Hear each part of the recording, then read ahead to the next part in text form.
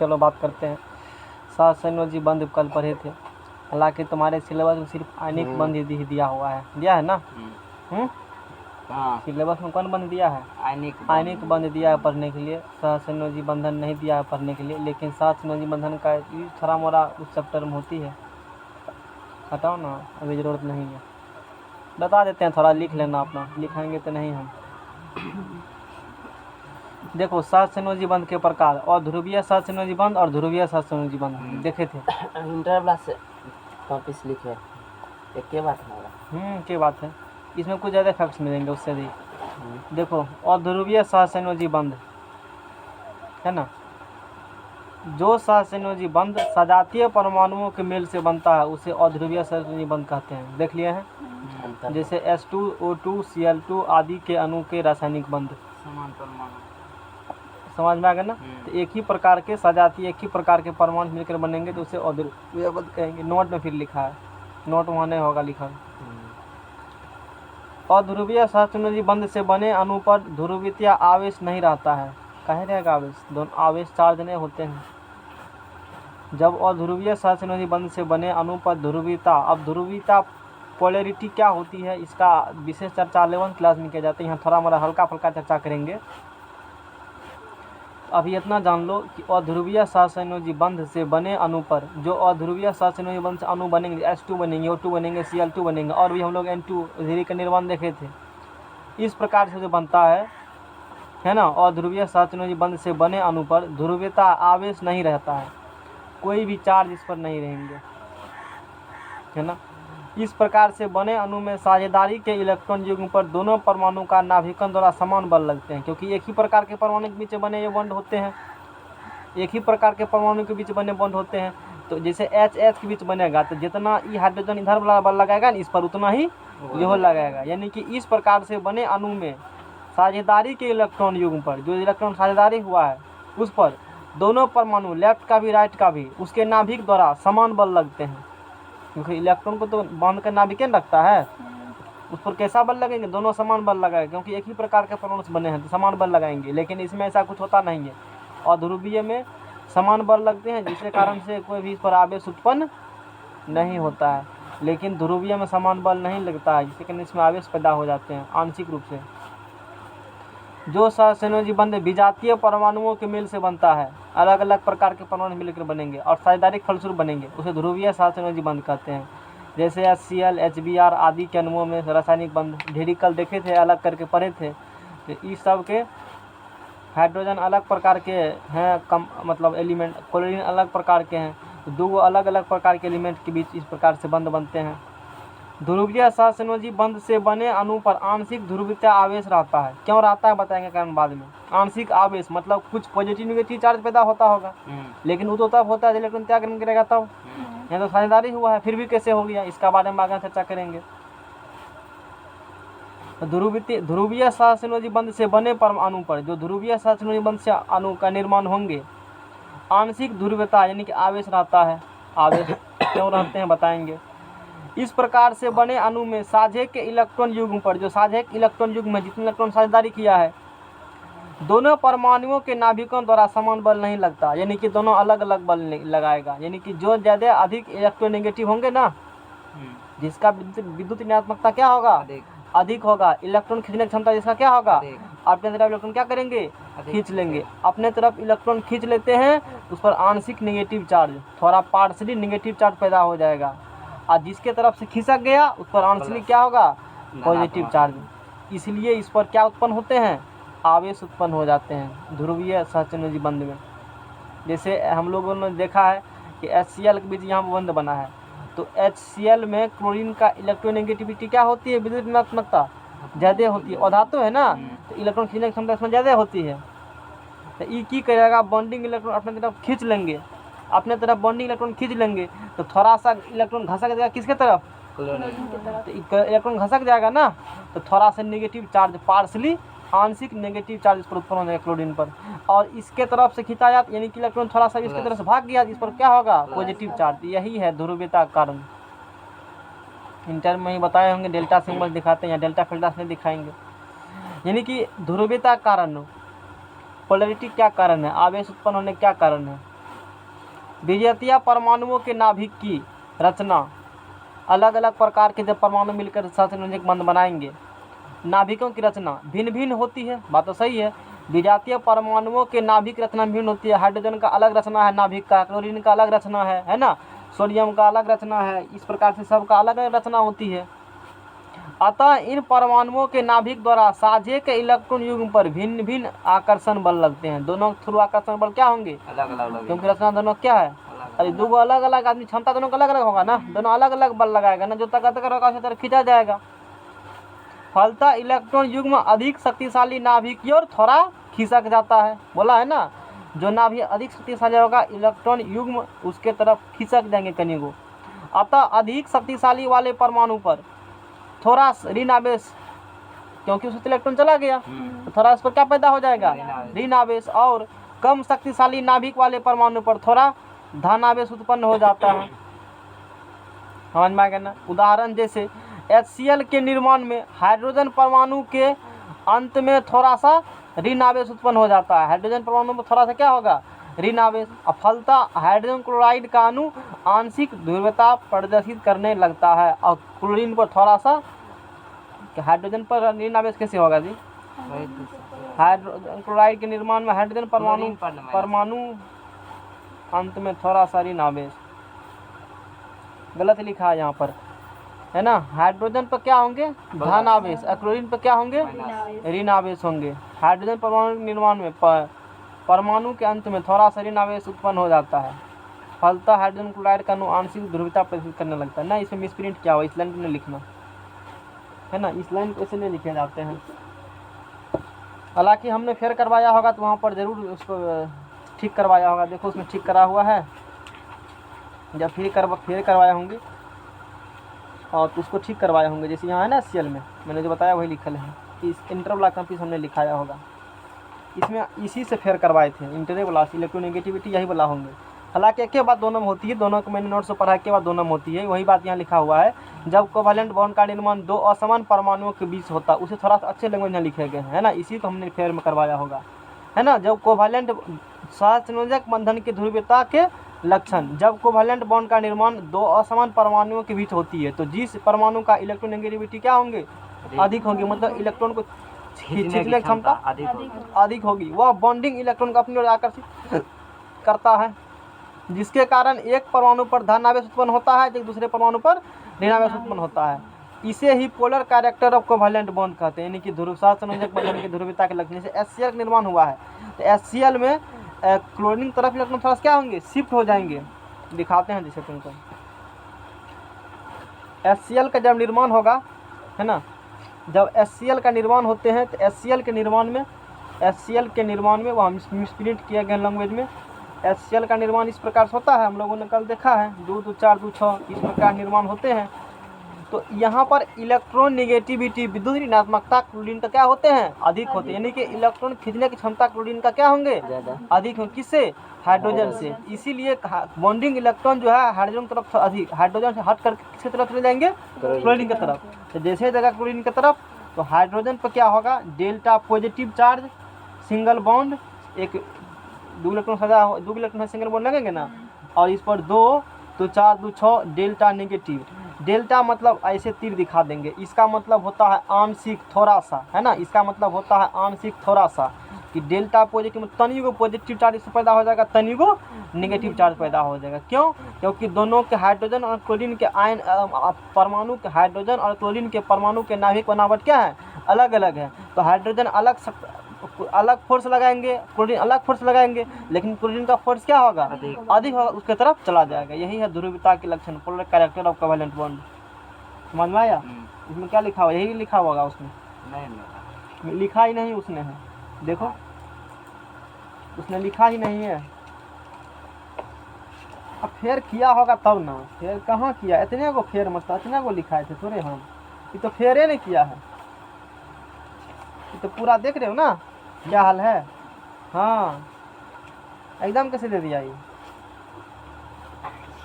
रासायनिक बंध क्या है? तब तो रासायनिक बंध निर्माण क्या करते हैं? ढेरी चीज छोड़ दिया है, नहीं कचरा हो गया फिर इसका, हमको फिर बना के भेजना पड़ेगा। रखो फेर बना के हम भेजेंगे, टेंशन नहीं लो।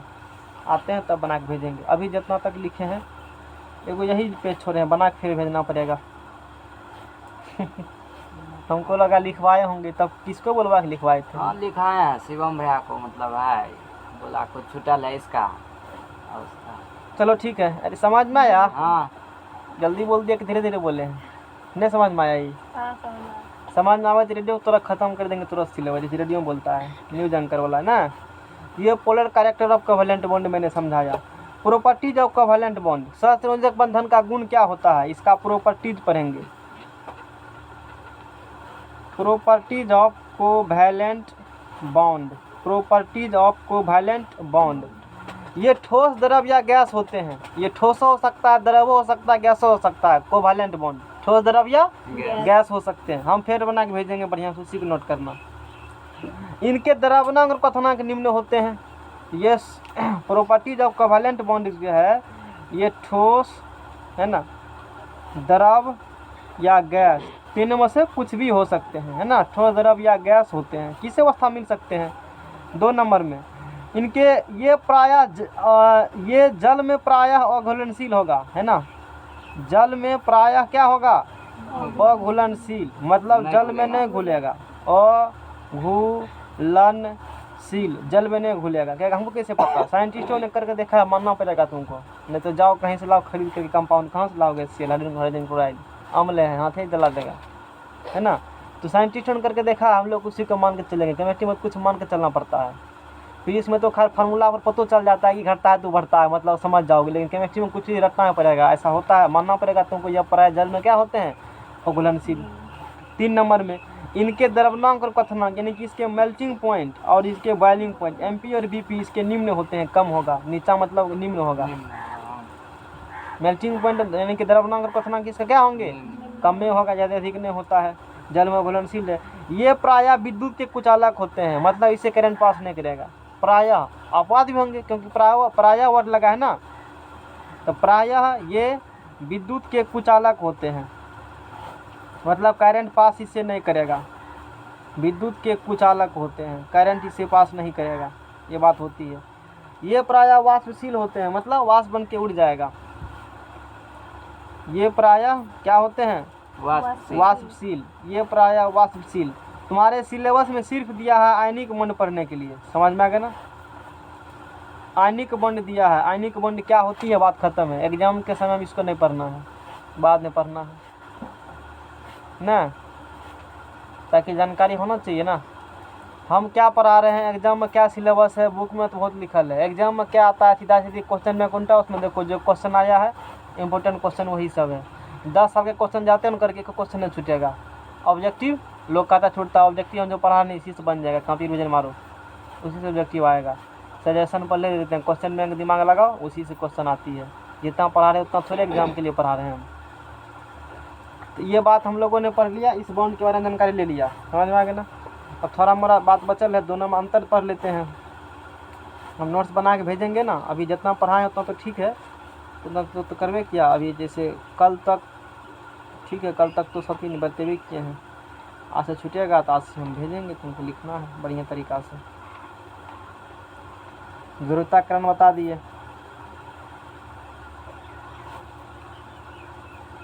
एगो शुरू से चैप्टर भेजना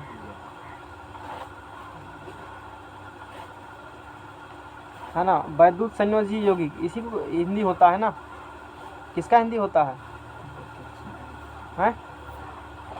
इलेक्ट्रोवायलेंट कंपाउंड, ठीक है, ये तो बता दिए हैं, ये तो बता दिए हैं। और सहसंयोजी यौगिक, अच्छा ये नहीं बताए हैं, हाँ ये तो कल ही बताए थे। सहसंयोजी कोवेलेंट बॉन्ड अभी पढ़ा रहे हैं ना।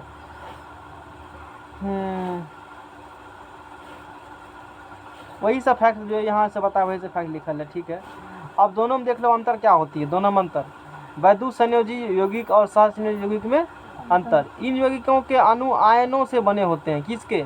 वैद्युत संयोजी आयनिक बॉन्ड, आयन से तो बने होते हैं कंपाउंड। तो NaCl है, एगो प्लस आयन एगो माइनस आयन, तो इनके यौगिक तो आयन से बना होता है, इलेक्ट्रॉन त्याग करके ही ग्रहण करके ही बनता है। इन यौगिकों के अणु आयनों से बने नहीं होती हैं। कहाँ बनता है? तो साझा किया है दोनों, तो आयन से कहाँ बनता है? फिर चार्ज, वो तो अलग बात है उसका।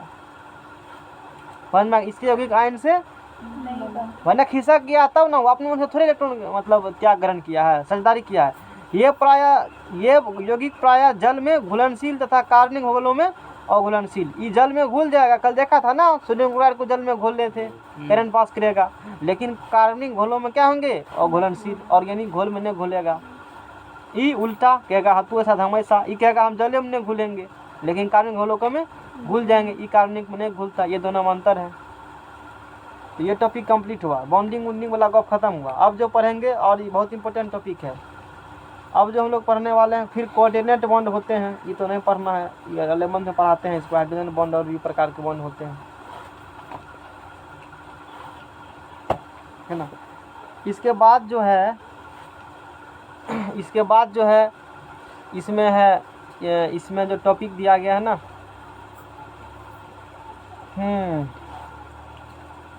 ऑकरेंस ऑफ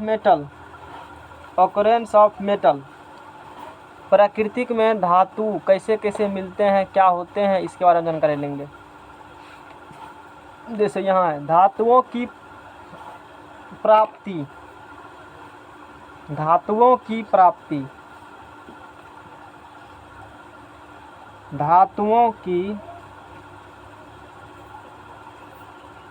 फेयर नहीं कर पाता है विद्यार्थी बढ़िया से, जितना दे देते हैं ना टाइम मिलता है बाद में नहीं कर पाता है। साथ साथ करेगा तब नहीं, देखो कोई नहीं करेगा। देखा ना कितने छूटल था कॉपी है 15-16 पेज 15-16 पेज बीच में बोले, लगता है प्रेरे नहीं किया है। सोचा होगा बाद में कर लेंगे, उस सब वाला थोड़े होता है बात। शुरू में मेरा सिलेबस थोड़ा सा रहते हैं मोशन में, बाद में सिलेबस हम धीरे कर देते हैं। धीरे धीरे लोग जब करेगा ना फिर तब सिलेबस हम क्या करते हैं धीरे धीरे गाड़ी चलेगा आराम आराम से। लोग हाय करेगा तब हम कहेंगे आराम करो अब जाओ। ये इसका ही नोट बना के समझ में आ गया ना, क्लास का ऑब्जेक्टिव में काम देगा। ये फालतू बात थोड़ी यहाँ लिखा जाता है, हम की पॉइंट्स लिखते हैं क्लास में सिर्फ। समझ में आ गया ना। धातुओं की प्राप्ति, OCCURRENCE, ऑकरेंस ऑफ मेटल्स, धातुओं की प्राप्ति। धातुओं की यहाँ वो लिखा जाता है जो कंपटीशन के लिए इम्पोर्टेंट है, ऑब्जेक्टिव के लिए इम्पोर्टेंट है, बाकी लैंग्वेज वाला बात नहीं लिखते हम, है ना। अब धातु कैसे कैसे मिलता है, तूने सक्रियता श्रेणी में पढ़ा है। 2 प्रकार धातु होते हैं, एगो कम सक्रिय, एगो अधिक सक्रिय। जो अधिक सक्रिय है ना, धाए किसी से रिएक्शन करके कंपाउंड बना लेगा कोनो, तो रिएक्शन करके कंपाउंड बना लेगा तो क्या सीधा प्राकृतिक में मिलेगा? नहीं मिलेगा। और जो कम सक्रिय, जैसे सोना सब हो गया, प्लेटिनम सब, कॉपर सब हो गया, ये सब कम सक्रिय है, यानी कि जल्दी रिएक्शन किसी चीज से नहीं करते हैं, तो सीधे डायरेक्ट प्राकृतिक में मिल जाएंगे, नहीं मिल सकते हैं। इस आधार पर करते हैं। धातु हमको नेचर में 2 टाइप से मिलती है, एक मिलती है मुक्त अवस्था में, एक होती है संयुक्त अवस्था में। मुक्त अवस्था में, संयुक्त अवस्था में, है ना। धातुओं की प्रकृति 2 रूपों में होती है। सोना चांदी से मिल जाता है। हाँ, डायरेक्ट मिल जाएगा सोना चांदी। देखते हैं कौन होती सोना चांदी है कि नहीं। हाइड्रोजन नाइट्रोजन धातु है ना, जाना खोजना, कोदारी लेके जाना, खोलना तो सोने मिलेगा खाली नीचा में, नहीं मिलता है। पता नहीं, सुने हैं। तो जाओ ना खोदना, राहुल के धान रोपा है ना, उसी खेत में खोदना, कहना इससे सोना निकलेगा। रात महादेव सपना देते हमको, कल राहुल भाई जैसे करके जा रहे थे खेत देख के, ऐसे करके। बोलो ना। तो प्राकृतिक में धातु कितने रूप में पाए जाते हैं? 2 रूप में। एक पाया जाएगा मुक्त अवस्था में, फ्री स्टेट में, मुक्त अवस्था में, है ना। मुक्त अवस्था में, हिंदी इसका फ्री स्टेट ही होते हैं। हाँ, फ्री स्टेट में, स्वतंत्र अवस्था जिसे कहते हैं। मुक्त अवस्था या स्वतंत्र अवस्था में, स्वतंत्र अवस्था जिसे कहते हो फ्री स्टेट।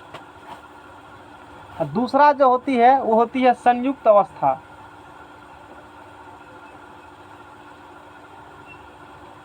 इंपॉर्टेंट है सब क्वेश्चन। कंबाइंड स्टेट जिसे कहते हो। शुरू में मास्टर सब आराम करता है, एग्जाम का टाइम आएगा तो हाय करेगा, तब नहीं करता है। अब की होगा, सिलेबस नहीं खत्म होने वाला। हम शुरू में पढ़ाते हैं, अंतिम में नहीं पढ़ाएंगे। जाओ आराम करो, अब 1-1 घंटा पढ़ाएंगे, क्योंकि मेरा कोर्स खत्म रहता है। तब डॉट पूछो, तू तैयारी करो।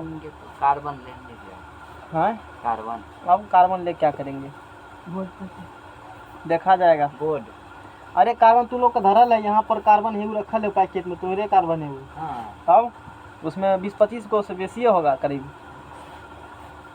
समझ में आ गया ना। सुनो, जब ये चैप्टर एक क्लास और लेंगे ना, इसके बाद 1-2 क्लास चैप्टर खत्म हो जाएंगे, इसके बाद 2 चैप्टर बचेगा केमिस्ट्री में। इसके बाद कौन चैप्टर पढ़ोगे? ऑर्गेनिक, मिथन इथन, और लास्ट में अम्ल क्षार। इसके है लगले खैर है, इथन मिथन इससे लगले चैप्टर है, चलो पढ़ा देंगे वही चैप्टर। तो प्रकृति में 2 प्रकार से मिलेगा, मुक्त अवस्था में, संयुक्त अवस्था में, है ना। मुक्त अवस्था में कौन मिलेंगे? जो धातु कम सक्रिय है, सक्रिय होगा, जैसे हैं पीटी, प्लेटिनम, सोना, चांदी, बारा। मुक्त अवस्था में कहते हो कौन चीज? स्वतंत्र, फ्री स्टेट, फ्री स्टेट। समझ में आ गया ना। कम सक्रिय धातु, कम सक्रिय धातु प्राकृतिक में तत्व के रूप में पाई जाती है। जो धातु क्या है? कम सक्रिय, कम सक्रिय, किसी रिएक्शन जल्दी नहीं कोनो करता। मतलब नहीं, हमको कोनो सोना सबको कोनो मतलब नहीं है, चांदी सबको कोनो मतलब नहीं है, प्लेटिनम को कोनो मतलब नहीं। तू को जो करना है करो, हम नहीं करेंगे, जाओ रिएक्शन करो।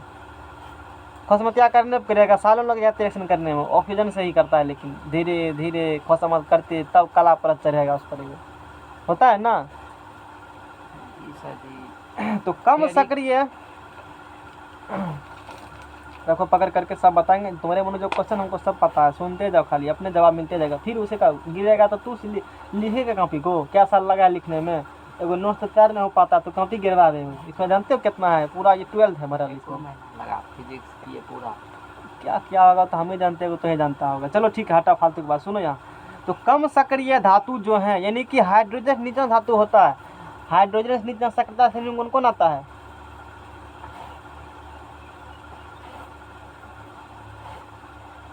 कुछ भी नहीं याद है, अंत का नहीं सोच रहा है, तू बताओ। कॉपर, पारा, चांदी, हाँ, सोना, प्लेटिनम। हाँ, तो ये सब जो धातु है ना, ये सब किसी से रिएक्शन जल्दी नहीं करते, यानी कम सक्रिय। इसका मतलब किस अवस्था में मिलेंगे? ये मुक्त अवस्था में मिलेंगे, स्वतंत्र अवस्था में मिलेंगे, मतलब डायरेक्ट तत्व के रूप में ही तुमको मिल जाएगा। अब कहीं पर मिल जाएगा? नहीं, कहीं पर नहीं मिलते हैं, सब जगह नहीं। जहाँ इसका है चांस, संभावना है, साइंटिस्ट खोजता है मशीन लेकर के। जनरली पहाड़ी इलाका में ही पाया जाता है ना, कोयला के खान में, वो तो हीरा वहाँ पाया जाती है।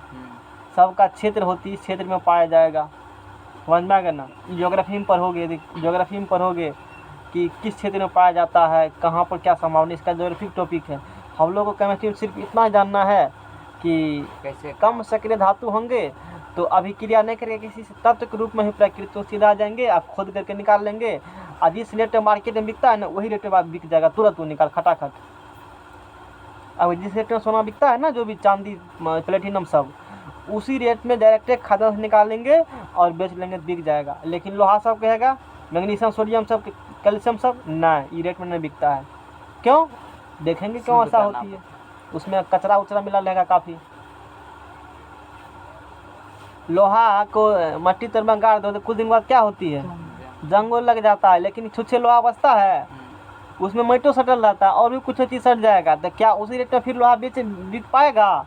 लेकिन सोना में यही बात होती है। सोना या चांदी को तुम मट्टी में गाड़ के धर दो और फिर निकालो, पानी से खाली धर दो, मट्टी लगा लेगा, एकदम यानी क्या रहेगा वैसे, पता है ना। कोई चीज़ हराया होगा, देखा क्यों? वो कम सक्रिय है, अभिक्रिया कर भी नहीं करता है। कतनों खोज समझ करेगा ऑक्सीजन को तो कर लीजिए, कहेंगे ना हम एक्वाराइट जैसा ही करते हैं सिर्फ, और किसी को नहीं गुजान करेंगे, करेगा तो गलिए जाए। समझ में आ गया ना। तो कम सक्रिय धातु प्रकृति में मुक्त अवस्था में पाए जाते हैं, है ना। ये बहुत इंपॉर्टेंट क्वेश्चन, ध्यान रखने इस चीज़ को है ना। जैसे कौन कौन है इस प्रकार की प्राप्ति को मुक्त अवस्था में प्राप्ति कहा, जैसे चांदी है। सक्रियता श्रेणी में लिखे थे हम, कौन कम सक्रिय कौन अधिक सक्रिय है, तुमको पता है कौन कौन मिल सकता है। चांदी, सोना, है ना, प्लेटिनम, ईटीसी आदि धातु प्रकृति में कौन अवस्था में मिलता है? मुक्त अवस्था में पाई जाती है, या स्वतंत्र अवस्था में, फ्री स्टेट में पाई जाती है। निकाल कर आओ, अध्ययन बिक्री हो जाएगा उसका। समझ में आ गया ना, ये बात होती है। फिर आती है अधिक सक्रिय धातु। सक्रिय धातु में प्रकृति में किस अवस्था में पाई जाती है? सक्रिय धातु प्राकृतिक में, सक्रिय धातु प्राकृतिक में यौगिक के रूप में पाए जाते हैं। किस रूप में? यौगिक के रूप में पाए जाते हैं। सक्रिय धातु प्राकृतिक यौगिक के रूप में पाए जाते हैं। क्यों?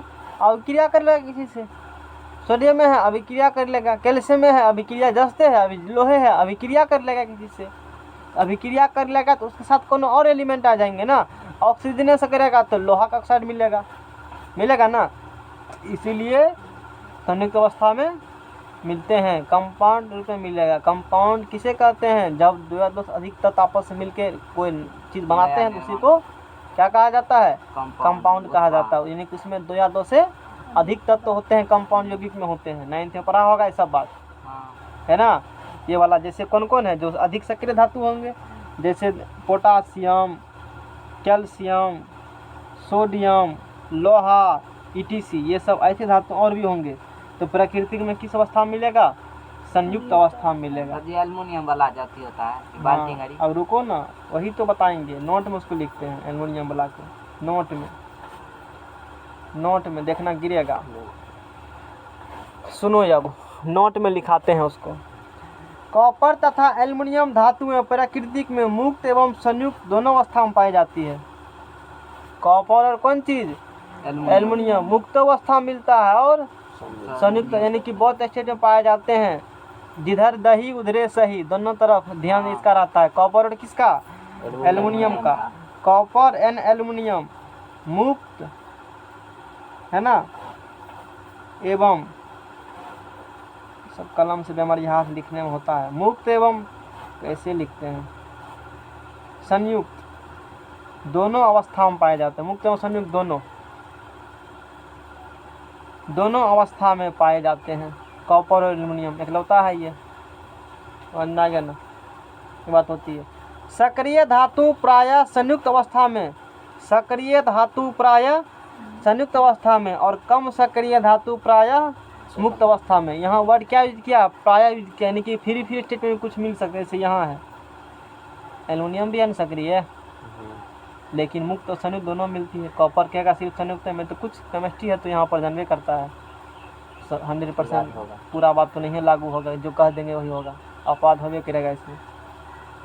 ये था कि धातु कैसे मिलता है, इसके बारे में मैंने बताया कि प्राकृतिक में धातु कैसे मिलते हैं, मुक्त अवस्था में मिलते हैं। धातुओं का मुख्य स्रोत पृथ्वी का भूपर्पटी है, यानी कि अर्थ क्रस्ट। पृथ्वी जैसे है ना, कई लेयर में बटे होते हैं पृथ्वी, लेयर बाय लेयर। क्या होता लेयर है? लेयर क्या होता है बताओ? सबका परत होता है, अलग अलग भाग। क्या परत? नहीं समझते हैं परत। जैसे आँख में नहीं होता पहले काला वाला, आँखों में परत होता है। नहीं होता है। हम तो खोल के नहीं देख रहे, लाओ खोल के देखते हैं फिर लगा देंगे। हैं जैसे ये किताब है ना, ये किताब देख रहे हो ना, हैं ये बोलेंगे ये लेयर बाय लेयर से बना है। कितने लेयर इसमें होंगे, है ना, उस अर्थ में ताने होते समझने के लिए। इसी प्रकार से अर्थ मतलब जो धरती है किससे बना है? लेयर बाय, ज्योग्राफी में पढ़ोगे कई लेयर हैं उसके, 4-5 लेयर जो भी अपना हम लोग को नहीं जानना है। तो उसी में एक लेयर का नाम है भूपर्पटी, मतलब पृथ्वी के सबसे ऊपरी लेयर को भूपर्पटी कहा जाता है। सबसे ऊपरी परत को ऊपरी लेयर। और लेयर समझा? कई लेयर से मिलकर बने होंगे परत से, मतलब इतना दूर परत कैसे बांटते हैं देखेंगे। पृथ्वी मान लो है कि कितना है पृथ्वी की रेडियस? 64 किलोमीटर है ना। हाँ। अब 64 किलोमीटर है, यहाँ से पटना होगा 64 किलोमीटर, तब 295 है। झूठ बोलता है, 295 पटना यहाँ से है। 215 की 10 किलोमीटर है, ये है 295। सर्च मारो गूगल अर्थ से, 210 की 15 होगा। समझ में आ गया ना? तो सोचो यहाँ से पटना इतने दूर है, 215 ये है, 6400 है। अनुमान लगा कितने अधिक होगा, कल्पना के लिए हैं।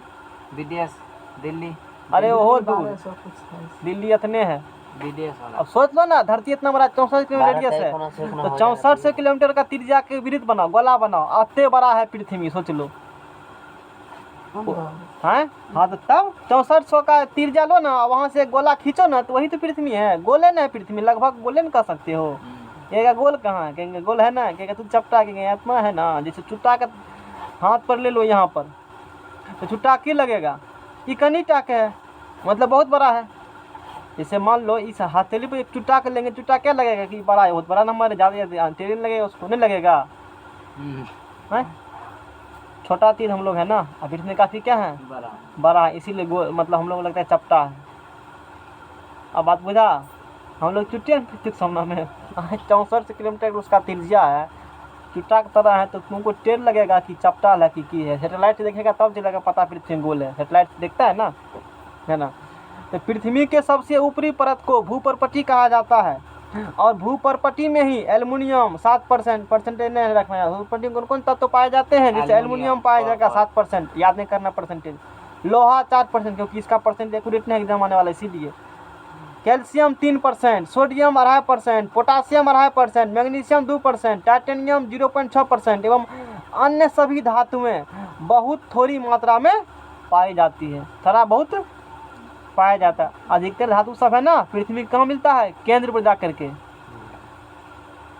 केंद्र पृथ्वी केंद्र में मिलता है। धातु सब आखिर आता कैसे है,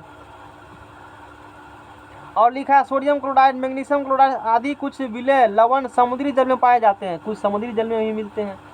समुद्री जल में नमक मिलता है ना, नमक का फॉर्मूला NaCl होता है ना, तो वहाँ से सोडियम कैल्शियम के साल्ट होते हैं, औषधि सब होते हैं, कुछ ये चीज़ वहाँ सब मिलते हैं। थोड़ा सा बता देते हैं, ये खनिज सब आता कैसे, धातु सब आखिर रहता कैसे है पृथ्वी के अंदर से, पता है। धरती के अंदर वो सब चीज़ है, गाछ वृक्ष है ठीक है। आज से हजारों साल पहले ज्वालामुखी सब, मतलब पृथ्वी थोड़े से था, आग गोला था ना पृथ्वी उस समय।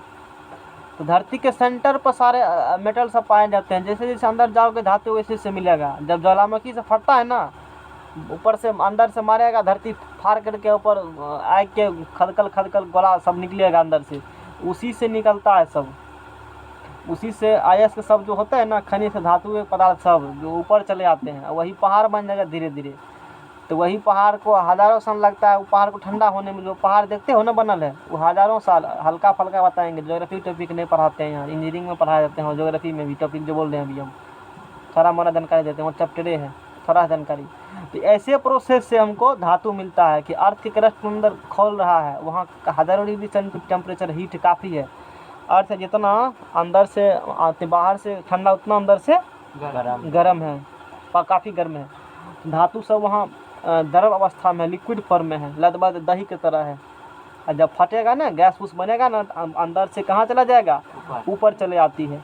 तो वही जब ज्वालामुखी धीरे धीरे ठंडा होगा, हज़ारों साल लगते हैं ठंडा होने में, कितने जल्दी कहेंगे, तो तुरंत ठंडा होकर के पहाड़ बन जाता है। बहुत दिन लगता है बनने में, हज़ारों बरस लगते हैं, काफ़ी समय लगते हैं।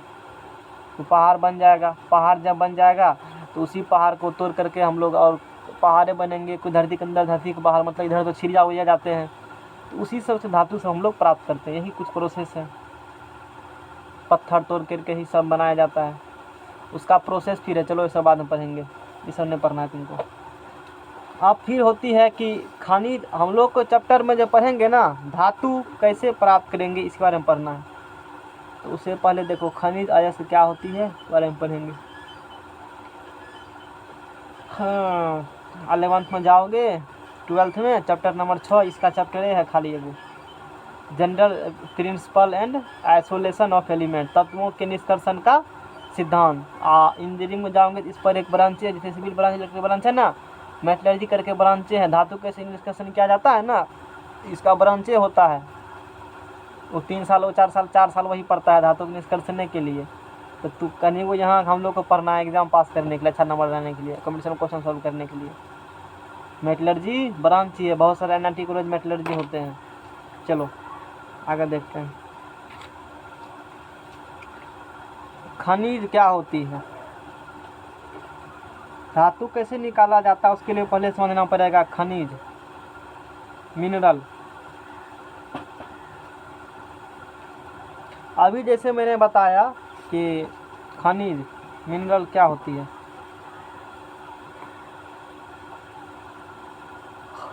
अधिक सक्रिय धातु मैंने बताया, कम सक्रिय धातु मैंने बताया। तो जो कम सक्रिय धातु में तो डायरेक्ट मिल जाएगा नेचर में, उसमें लफड़ा है नहीं। लफड़ा किस में? अधिक सक्रिय में, वो किसी के साथ में रहेगा, कंपाउंड रूप में रहेंगे। मान लो कि हमारे गांव में ही खनिज पाते हैं, जैसे झारखंड में ढेरी खनिज मिलता है ना। कौन खनिज मिलता है वहाँ? वो कोयला कोयला, है ना। कोयला मिलता है, वो मिलता है ना, जो सब बॉक्साइड कहते हैं। कौन ना खनिज है भारत में, झारखंड में ही पाए जाते हैं। नाम नहीं है, तू लोग ज्योग्राफी पढ़ता होगा, पता होगा तुम लोग कभी 10वीं में तो हम पढ़े थे इसको। झारखंड सबसे अधिक कौन खनिज पाए जाते हैं? अभ्रक है शायद। अब अभ्रक। अरे 1 नंबर पे पूरा वर्ल्ड में भारत। अभ्रक नहीं पाए जाते, 10वीं नहीं पढ़ा है अभी तक। खत्म हो गया जाए।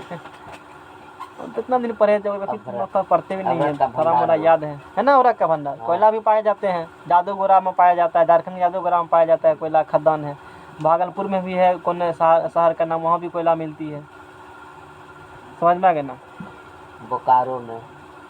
तो हम लोग यहाँ बात करें अभ्रक का, तो और भी कुछ खनिज होंगे, तो वो सब आखिर होता क्या खनिज, पता ही नहीं। खनिज लोग कहता है हाँ, तो तू ज्योग्राफी में पढ़ा होगा खनिज, हमको तो पहले पूछ लेना चाहिए तुमको, पता हो खनिज क्या होता है। हम तो उतना जानते भी नहीं खनिज के बारे में। खनिज क्या होता है? खनिज हाँ, पृथ्वी के अंदर पाए जाने वाले तत्व की यौगिक। डिफिनेशन देखा था अभी क्या? हाँ देखे थे। मतलब इसी से देख के बोल रहे हो? और वैसे पेट्रोल और डीजल वाली जो होता है। ठीक है, खनिज तो है ही। यहाँ हम लोग दूसरे खनिज की बात करते हैं। देखो खनिज बताते हैं क्या होती है। जैसे मैंने तुमको सक्रियता श्रेणी में पढ़ा है, बड यूज होता है श्रेणी का। तुमको पता है हाइड्रोजन टूपर जाते हैं, बहुत खतर है वो सब, धै धै करता है अभिक्रिया। तो सीधा सीधी मिलेगा, अकेले रहे किसी क्या रहेंगे साथ में, जिसके साथ अभिक्रिया होगा उसके साथ रहेंगे। 2-3 कंपाउंड साथ रहेंगे, हमेशा 2 से अधिक रहेंगे साथ में। 2 या 2 से अकेले तो रहेगा नहीं सब। अच्छा, तो उसी को खनिज कहते हैं। उसी क्या कहते हैं? खनिज। वो जो यौगिक है ना, जो धातु है, जैसे सोडियम का खनिज मिलेगा, पोटासियम का खनिज मिलेगा, लोहा का खनिज मिलेगा, समझ में आ गया ना। मैग्नीशियम का खनिज मिलेगा, मतलब मैग्नीशियम के साथ कोई और रहेंगे, मैग्नीशियम उससे अभिक्रिया करके और उसमें बैठल रहेगा, उसी को खनिज कहा जाता है। यानी कि पृथ्वी पर पाए जाने वाले तत्वों के यौगिक। पृथ्वी पर तत्व पाए जाते हैं ना, और उसका जो कंपाउंड मिलेगा, तत्व को क्या मिलेगा? यौगिक। मतलब तत्व फिर रहेंगे, स्वतंत्र अवस्था में रहते नहीं है, किसी के साथ रहेंगे, यौगिक बोलेंगे उसको। तो उसी यौगिक को खनिज कहते हैं। यानी किसी डिफिनेशन कहा गया, पृथ्वी में पाए जाने वाले तत्वों के कंपाउंड, तत्वों का यौगिक होगा, यानी कि तत्व किसी के साथ रहेंगे, उसी को खनिज कहते हैं। कोई दिक्कत? ये खनिज हो गया। अब जैसे सोडियम ही है, तो सोडियम कई अवस्था में पाया जाता है। कभी ऑक्सीजन से कर लेगा रिएक्शन, कभी सल्फेट से कर लेगा रिएक्शन, कभी और किसी से कर लेगा, और किसी से कर लेगा।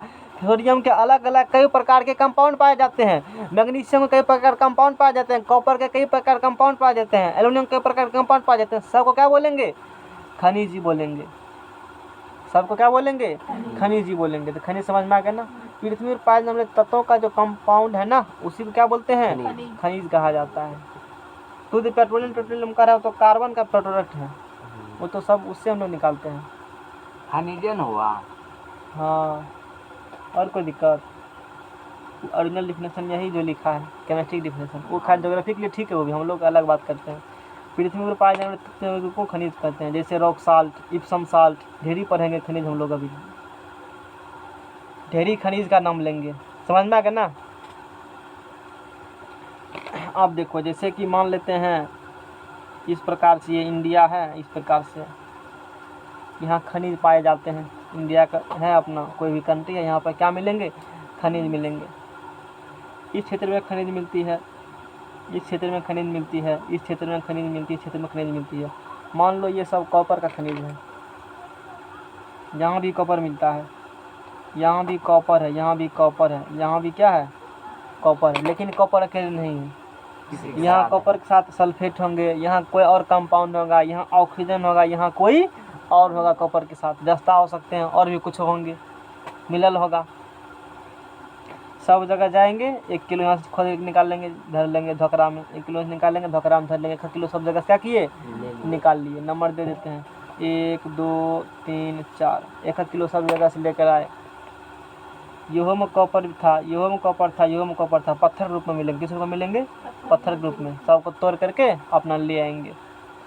अब कहेंगे अस्सी निकालो जब, जैसे कैसे, जैसे चावल में कंकर मिला दो, चावल में क्या मिला दो कंकर। और फिर बिछो उसको, या कंकर मिला एक चावल और फिर उसको बिछो। अब तू एक बताओ सीधा, 1 किलो चावल में 1 किलो कंकर मिलाते हैं और फिर 1 किलो कंकर में, पहले क्या बोले, 1 किलो चावल में 1 मुट्ठी कंकर मिलाओ। चावल कितना है और कंकर मिलाएंगे 1 मुट्ठी। अब उल्टा चलते हैं, कंकर लेते हैं 1 किलो, समझ में आ गया ना, और उसमें चावल देते हैं 1 मुट्ठी। 1 मुट्ठी कंकर कितना किलो लिए, 1 किलो। चावल मिला 1 मुट्ठी। तो किसमें चावल निकालना आसान होगा? किसमें से? हाँ, एक मुट्ठी वाला चावल। पत्थर में से, एक मुट्ठी वाला पत्थर में से। होगा ना, उसमें आसान होगा, खर्चों कम लगेगा, अब बेसी भी निकलेगा, नहीं निकलेगा? बताओ, है ना फायदा भी, जल्दी मतलब दोनों जगह चावल मिलते हैं, एक जगह चावल कम है और कंकर क्या है, और दूसरी जगह चावल ही क्या है और कंकर ही क्या है, कम है। तो हम लोग चावल निकालना चाहते हैं, किससे? पत्थर को हटा करके। निकालना क्या चाहते हैं? किसको हटा करके? तो बोलेंगे चावल का निष्कर्षण। जिसको निकालना होगा ना उसका निष्कर्षण होता है। चावल निकालना चाहते हो ना, चावल क्या होगा, और यदि पत्थर निकालना चाहेंगे तो पत्थर का निष्कर्षण होगा, लेकिन हम लोग चावल निकालना चाहते हैं तो चावल का निष्कर्षण बोलेंगे। तो अब देखेंगे दोनों में से जिसमें चावल की मात्रा अधिक है, दोनों में 1-1 किलो है। अरे दोनों में तो मात्रा बराबर है ना जी, 1 किलो 1 मुट्ठी है और वो में 1 किलो 1 मुट्ठी है। तो जिस पत्थर मिलालका में से चावल कम खर्चा में, चावल क्या हो, आसानी से कम टाइम में निकल जाए, उसको अयस्क बोला जाता है, अलग नाम। दोनों है खनिज ही, दोनों क्या होंगे, खनिज ही। तो अयस्क किसको बोलेंगे? जिससे चावल कम खर्चा में बेसी फायदा हो, टाइम भी कम लगे, उससे निकल जाए चावल का निष्कर्षण, तो उसको क्या बोला जाता है, अयस्क बोला जाता है। यानी कि अयस्क क्या है, एक खनिज, खनिज में ही एक विशेष समुदाय का नाम क्या दे दिया हम लोगों ने, अयस्क दे दिया है। तो क्या सब खनिज में से अच्छा से निकल सकता है चावल? नहीं निकलेंगे। तो मतलब कुछ एक खनिज होंगे जिसमें से चावल क्या होंगे, अच्छे से निकल जाएंगे। तो कुछ ही अयस्क होंगे, इसका मतलब जितना अयस्क होगा सारा सारा क्या होंगे वो खनिज। क्या सारे खनिज अयस्क हो सकते हैं? अब तू खुद एनालिसिस करो, रटना पड़ता है लोग को, इतना भारी कंफ्यूजन होगा तुमको, कभी समझ नहीं देता है। खनिज अयस्क क्या, तुरंत मास्टर बता देंगे याद हो जाएगा, लेकिन बाद में तो भूल जाओगे कि खनिज अयस्क, अयस्क खनिज, सर जी खूब बता रहे हैं, उसको तो समझ में आता है। अब खुद सोचो ना कि सबसे कितने चावल निकल लगा है, कहीं 1 किलो कंकर में 1 किलो मुट्ठी चावल है, कहीं 1 किलो चावल है तो 1 मुट्ठी कंकर है। तो जिसमें से फायदा होगा उसी को ना अयस्क बोलेंगे। इसका मतलब सारे खनिज अयस्क हो सकते हैं? बताओ कैसे होंगे? सबसे थोड़े निकाल पाओगे, लेकिन सब अयस्क खनिज होंगे, सब अयस्क क्या होंगे, तो इसीलिए ऑप्शन का एग्जाम में कहा जाता है सभी अयस्क क्या होते हैं, लेकिन सभी खनिज अयस्क नहीं होते। और याद भी करना पड़ेगा, समझ में आ गया ना। अब देखो यहाँ से कॉपर के साथ और कोई एलिमेंट मिलल थे, यहाँ कॉपर सब कॉपर भी सब जगह हमने लिया चेक किया, इसमें चेक किया तो एक कनी मतलब सब में से 5 मान लो सब में से 1 किलो निकला कॉपर, सब में कितना निकला कॉपर, इसमें खर्चा 10 टका, इसमें 20 टका, इसमें 30 टका, इसमें 40 टका। तो देखेंगे कि इसमें से तुलना करेंगे सबका, किसमें से कम खर्चा में सुविधापूर्वक आसानी से टाइम भी बचे, इन्हें की कहेगा टकवा कम लगेगा और टाइम दे देंगे बेसी, फिर भी दिक्कत वहाँ पर है ना। तो वो सब चीज़ ध्यान रख करके, है ना, कम खर्चे में आसानी से प्राप्त किया जा सकता है। जिस खनिज से धातु का निष्कर्षण, ऐसा किसे कहते हैं हम लोग, यहाँ किसका निष्कर्षण पढ़ रहे हैं, धातु की प्राप्ति, धातु का निष्कर्षण पढ़ रहे हैं। तो बोलेंगे जिस खनिज में से धातु का निष्कर्षण आसानी से और कम खर्चा में हो, उस खनिज को अयस्क बोलते हैं। उस खनिज क्या बोलेंगे, तो लिख जाने पड़ेगा हमको डिफिनेशन, समझ में आ गया ना। 10 रुपये लाओ,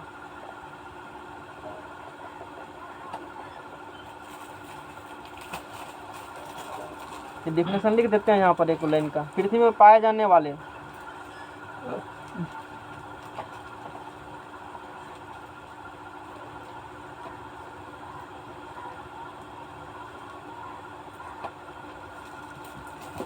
चार बजने वाला है, छोड़ दो, पेज आने पढ़ाएंगे। अब भेज जाइएगा, हैं भेज जाइएगा। क्या बजे शाम होता है? शाम तो शायद सवेरे होता है। कितना बजे यहाँ से भैलवा जानिए में आधा घंटा लग जाएगा ना। सवेरे 6-7 बजे होता है ये शाम। सस्ता है, नहीं लगेगा साहब। पृथ्वी पर पाए जाने वाले तत्वों के यौगिकों को क्या कहते हैं? खनिज कहते हैं, अयस्क कहते हैं, खनिज कहते हैं।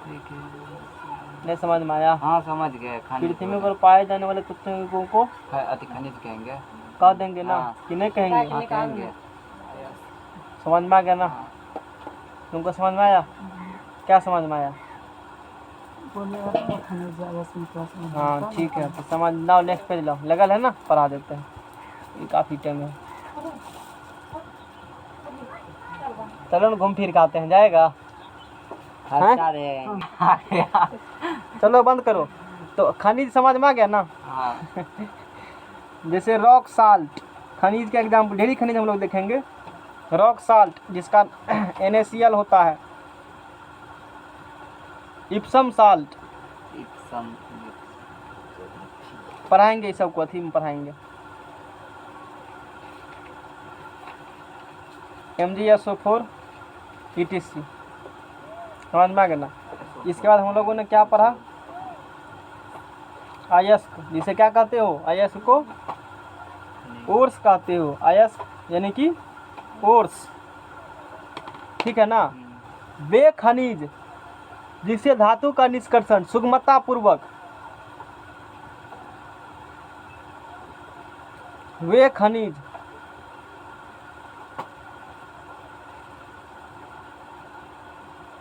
जिससे धातु का निष्कर्षण, वे खनिज जिससे धातु का निष्कर्षण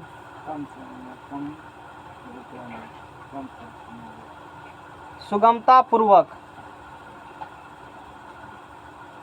और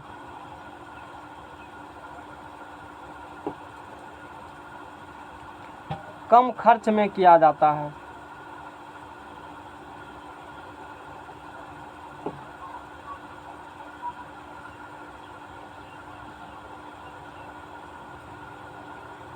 उसे अयस्क कहते हैं। नहीं, अभी तक क्या कुंटल सोना बनाया है? 5। वे खनिज जिससे धातु का निष्कर्षण सुगमता पूर्वक और कम खर्च में किया जाता है उसे अयस्क कहते हैं। समझ में आ गया ना? जैसे जैसे कॉपर कभी निकालना होगा, बता दें, कॉपर कभी निकालना होगा ना, तो कॉपर का सबसे मतलब अच्छे से कॉपर निकलते हैं, कॉपर का अयस्क होते हैं, यानी कॉपर का अयस्क क्या है? कॉपर पायराइट, कॉपर पायराइट जिसका फार्मूला है CuFeS2। इसमें कॉपर है, उसके साथ लोहा भी है, सल्फर भी है, लेकिन सबसे अधिक इसमें से क्या मिलेगा?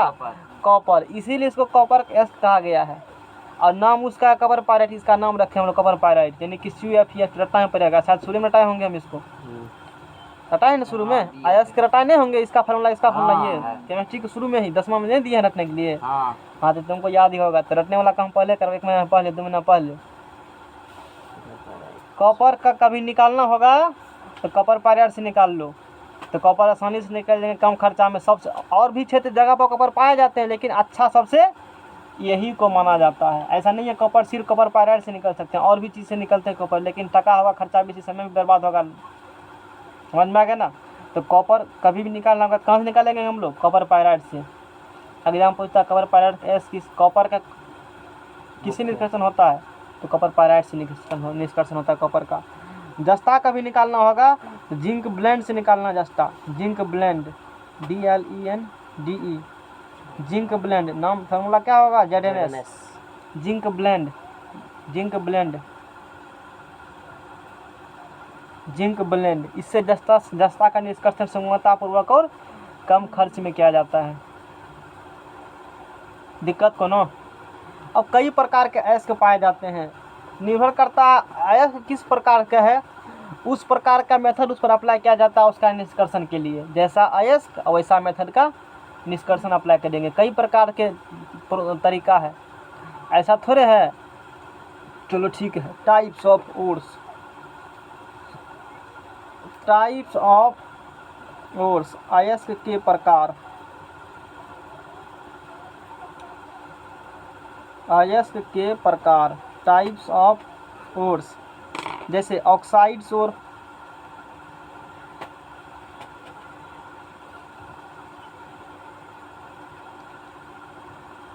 ऑक्साइड ऐसे क्या है जिसमें क्या पाया जाएगा, ऑक्सीजन, Al2O3, MgO, ETC। ये कौन है इसका है, ऑक्साइड और है। क्यों, इसमें क्या है, ऑक्सीजन है तो ऑक्साइड और कर देंगे। क्लोरीन होगा तो क्लोराइड और कर देंगे। सल्फर होगा तो सल्फाइड, सल्फेट होगा तो इस प्रकार से नाम जैसा होगा कंपाउंड उसका अयस्क बोलेंगे। इसे ऑक्साइड और कहेंगे क्योंकि इसमें क्या पाए जाते हैं, ऑक्सीजन पाए जाते हैं।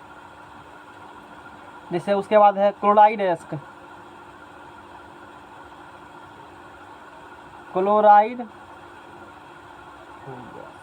अयस्क, तो इसमें जैसे सोडियम क्लोराइड, क्योंकि इसमें क्या है, क्लोरीन है, इसीलिए इसको क्लोराइड अयस्क बोल देंगे।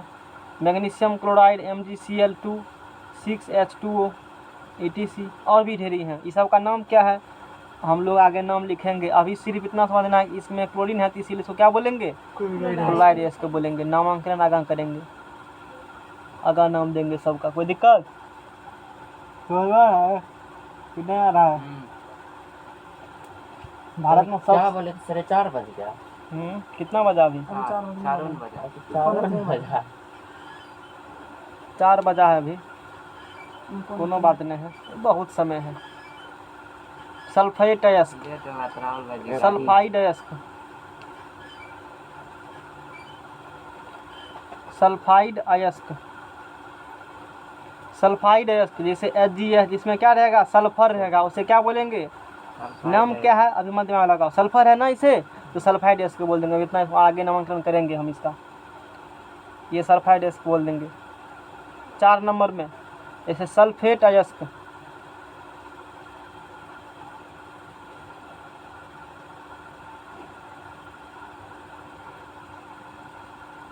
FeSO4, FeSO4, ETC, sulph SO4 है ना, इसीलिए इसको सल्फेट अयस्क बोल देंगे। और भी हो सकते हैं, ऐसा नहीं इससे इतना है। ETC सब में अंडरस्टूड है, ऐसा नहीं कि लिखा है, तो 2-3 वो लोग पढ़ लेते हैं जैसे। उसके बाद नाइट्राइट अयस्क, नाइट्रेट अयस्क, नाइट्रेट अयस्क, कौन अयस्क, नाइट्रेट अयस्क, इसमें नाइट्रेट पाया जाएगा। तो NaNO3, AgNO3, ETC। फिर 6 और बहुत प्रकार के अयस्क पाए जाते हैं। कार्बोनेट अयस्क है ना, कार्बोनेट अयस्क यहाँ भी लिखा है वैसे। ऑक्साइड अयस्क, नाइट्रेट, ऑक्साइड अयस्क ढेरी यहाँ पर लिखा हुआ है। आगे हम लोग सबका अलग से नामांकन देखेंगे ऑक्साइड अयस्क कौन है। जैसे कि ऑक्साइड अयस्क का एग्जाम पूछेगा तुमसे, देखो ऑक्साइड अयस्क जैसे बॉक्साइड अयस्क, हेमेटाइट, मैग्नेटाइट, क्यूपराइट, कोरंडम, ये ऑक्साइड अयस्क सब हो गया। फिर कार्बोनेट अयस्क पूछेगा, चूना पत्थर, मैग्नेसाइट, सीडेराइट, लिखा है ना सब, फिर इसको भी डाल देंगे। फिर उसके बाद देखो सल्फाइड अयस्क पूछेगा तो गेलेना, सिनेबार, कॉपर पायराइट्स। हैलाइड अयस्क पूछेगा तो साधारण नमक, क्रायोलाइट। एग्जाम में कह सकता है 2 सल्फेट अयस्क का नाम लिखिए, इसी प्रकार से नाम लिखेंगे। तो सिंबल सिर्फ लिखे हैं, फिर में इसको भेजेंगे हम, फिर में सिर्फ लिखना, नाम लिखा हुआ भी इसमें है, मिलेगा। कोई दिक्कत, वैसे नामांकन हम अलग तरीका से करेंगे भी इसको। कार्बोनेट अयस्क पूछेगा तो इसमें क्या पाए जाएंगे, कार्बोनेट पाए जाएंगे। Carbonate, Na2CO3, MgCO3, ZnCO3, ETC, ये सब कौन अयस्क होंगे, ये सब कार्बोनेट अयस्क होगा। समझ में आ गया ना, ये सब क्या होंगे, क्या मतलब सर जी कार्बोनेट है इसका? क्या कार्बोनेट अयस्क नाम है, कार्बोनेट अयस्क और क्या है। कार्बोनेट पाया जाता है तो कार्बोनेट, सल्फर पाया जाएगा तो सल्फेट अयस्क। समझ में आ गया ना, यहाँ सल्फर है ना तो सल्फेट, सल्फाइड अयस्क बोलेंगे। क्लोरीन होगा तो क्लोराइड अयस्क। जो रहेगा जिसका अयस्क निकालना हो, जो रहेगा उसका अयस्क उसको बोला जाता है। क्लोरीन रहेगा तो क्लोराइड अयस्क बोलेंगे। कपार में टिक रहेगा तो कहेगा टिक वाला है, तो वही बात है। क्लोरीन है तो बोलेंगे क्लोरीन अयस्क है। और समझा नहीं समझा है, अब नहीं समझे समझता है। अब टिक रहेगा क्या कहते टिक वाला, घटा रहेगा क्या घटा वाला, बुरले लगा क्या बुरले ला। तो वैसे तो है, सब आदमी आखिर है, नाम सबका क्या है, अलग अलग है। वही बात, ऑक्सीजन है तो कर देंगे ऑक्सीजन अयस्क, ऑक्साइड अयस्क बोल देंगे। क्लोरीन होगा तो क्लोराइड अयस्क। अब वो नहीं समझ में आता है। अरे सीधा सीधी बात है, आसान है, फिर भी तुमको अभी दिक्कत होता है। नहीं दिक्कत नहीं है। जैसे तुम्हारा नाम गनका है, ऐसे समाज में नाम पढ़ते हैं सबका, है ना। अच्छा अब समझ लेते हैं वो बात। देखो खनिज अयस्क में अंतर हम बता देते हैं। जैसे वहाँ फैक्ट्स लिख देते हैं, इंपॉर्टेंट फैक्ट्स हैं। सभी फलना फलना होते हैं, सभी चिलना चिलना होते हैं, लिखा है ना। सभी अयस्क खनिज होते हैं, चैप्टर 12 में भी है। आधा चैप्टर यहाँ पर आएंगे, आधा 12 में पढ़ोगे, चैप्टर नंबर 6।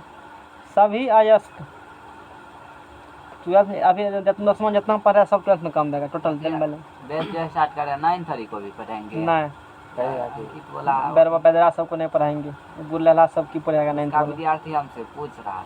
सभी अयस्क पिलहंडा लेकर आएगा मोटका, तो वैसे नहीं वो लिखाएंगे दिखाएंगे नहीं उतना। बोले की पॉइंट कि लिखना वहाँ दिखना। पर रन करना पड़ेगा। बोला सभी कि हम तो अयस्क ऐसा क्या नहीं होते है। हैं, छोड़ो बाद में बात करेंगे। सभी अयस्क क्या होते हैं, खनिज होते हैं। खनिज होते हैं।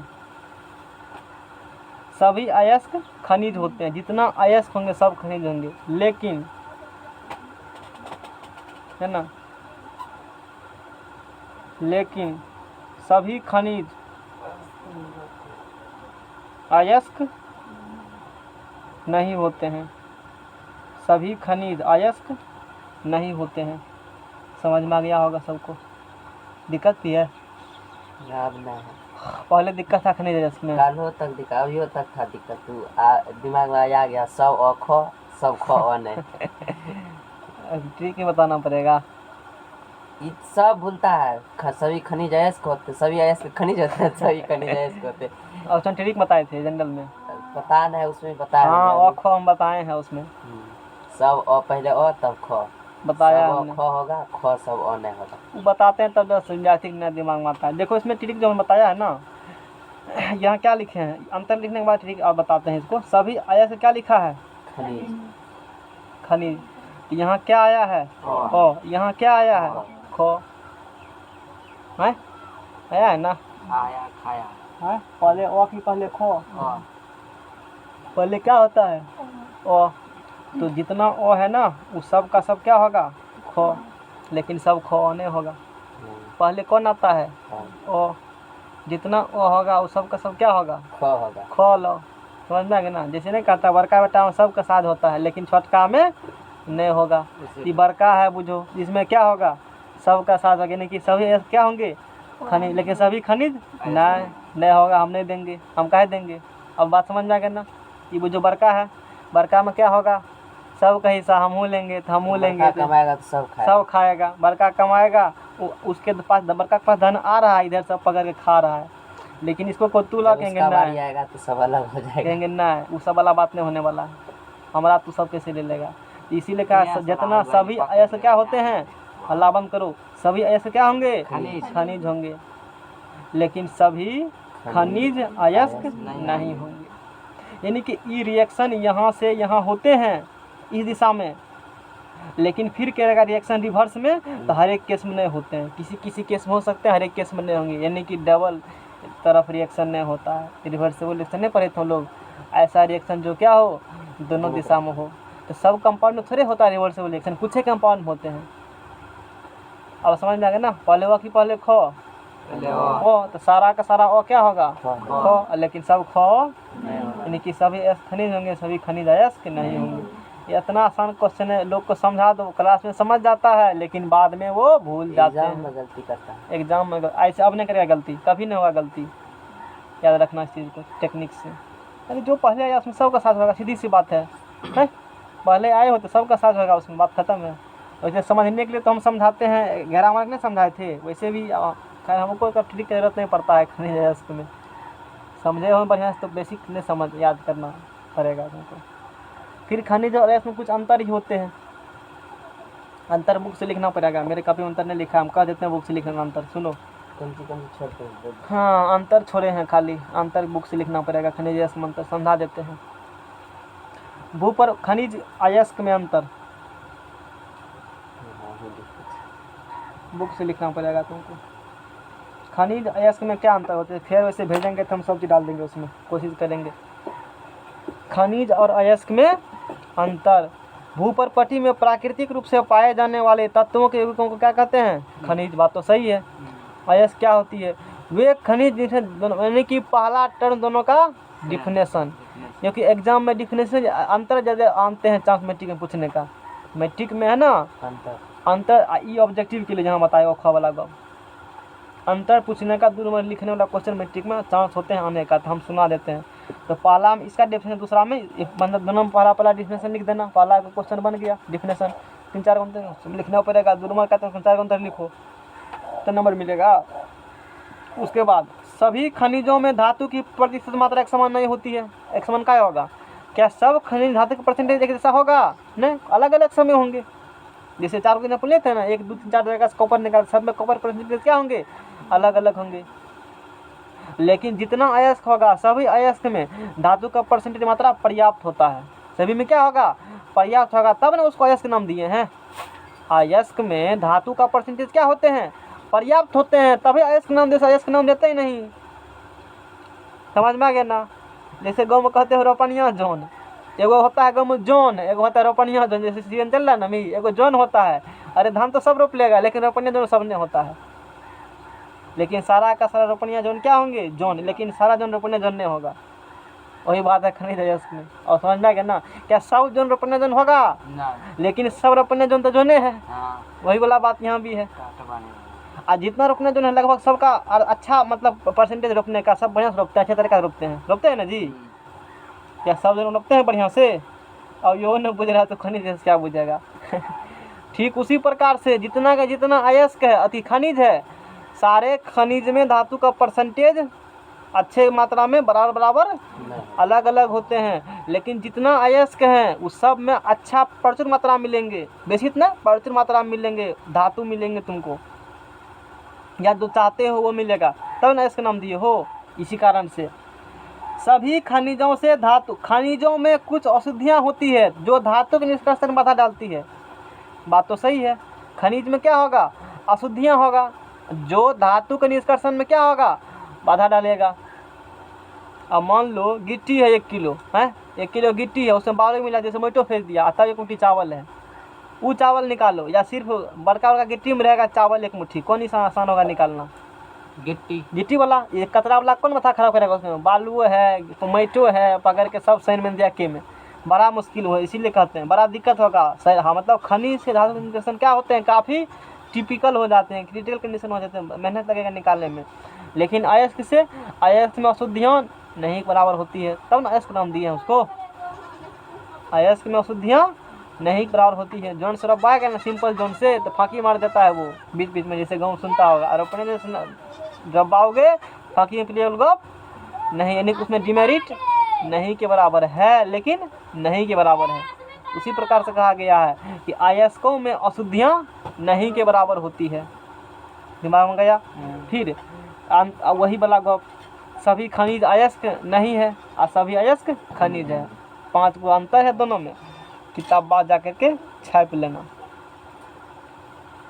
कोई दिक्कत? किताब से लिख लेगा ना? हैं? किताब से लिख लोगे ना? हमारे थोड़ी लिखते हैं। कब लिखेगा? मैथ लिखते हैं, मैथ में तो फिजिक्स लोग तो कहता है तो कुछ नहीं लिखता है। गाँव में सगरे हल्ला है बात है। राहुल जाता है 3 बढ़िया भुस्कर मेरा थी नहीं, जब बोल रहे हैं तो हम सब थी बढ़िया थी रखे हैं, सब बताएंगे। नहीं तो उनको गुस्सा कर, पवन थी ना, उसको रोज बोलते हैं लिख ले, उसको नहीं देंगे थे। अच्छा, वो सब फेंक देता है बराम कस करके। तू रखता है सब थीन को? मेरा सब थी रखा बढ़िया है ना, 3 रखोगे तो कम देगा ना के? थीन रखना चाहिए कैसे?